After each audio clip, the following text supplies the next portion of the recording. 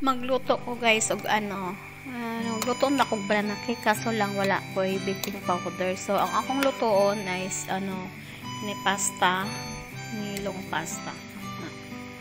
So ako lang siyang giluto sa ako siyang ipakuluan para maghumok siya.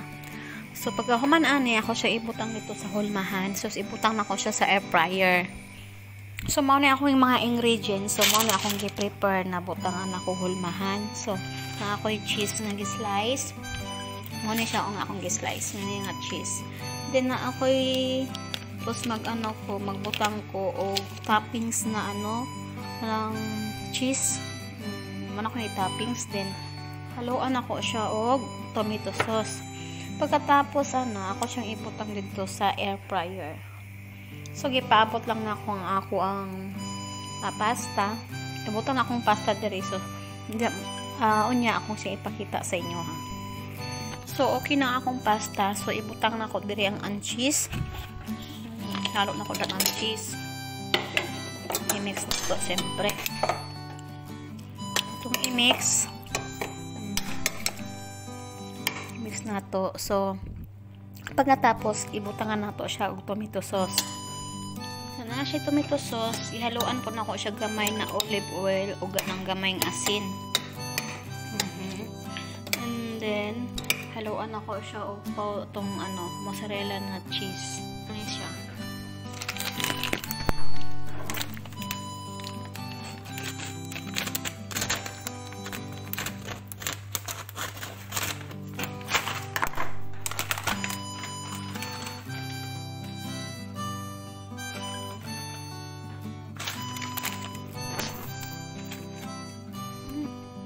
Then, mo na siya itong i-mix gamay.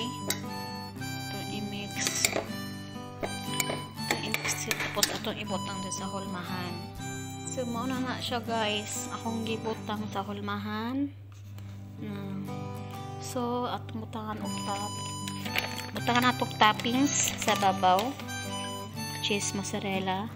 Ano siya, panggamit na siya sa pang-god siya sa mga pizza. So, humanaan niya. Itong ibutang dito sa air fryer.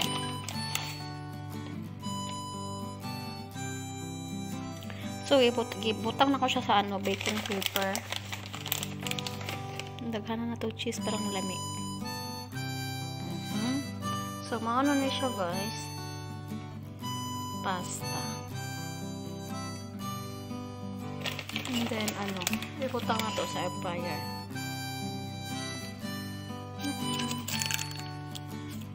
Mauna ni guys, akong ibutang sa air fryer.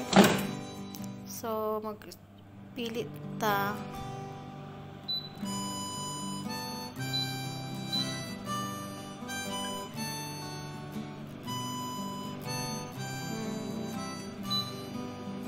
Akong ibutang og cake.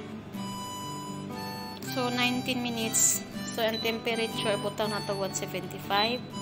Ang time niya is 19 minutes. Pero, mga 15 minutes okay na siya. Kay luto naman siya daan. So, sa akong luto. Ano siya ang result, guys. So, mga amata, guys. And, thank you so much and God bless everyone. Thank you for watching.